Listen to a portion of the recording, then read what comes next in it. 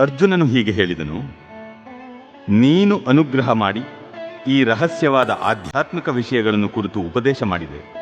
ಇದರಿಂದ ನನ್ನ ಮೋಹವು ನಾಶವಾಗಿದೆ.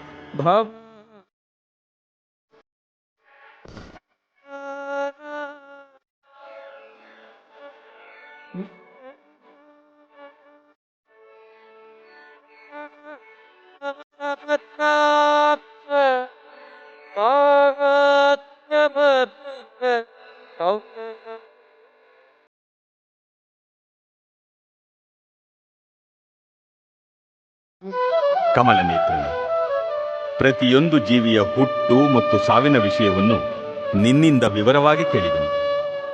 ಎಂದೂ ಕೊನೆಯಾಗದ ನಿನ್ನ ವೈಭವಗಳನ್ನು ಅರ್ಥ ಮಾಡಿಕೊಂಡಿದ್ದೇನೆ.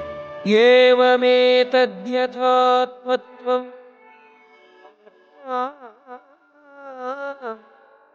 ಪರಮೇಶ್ವರ.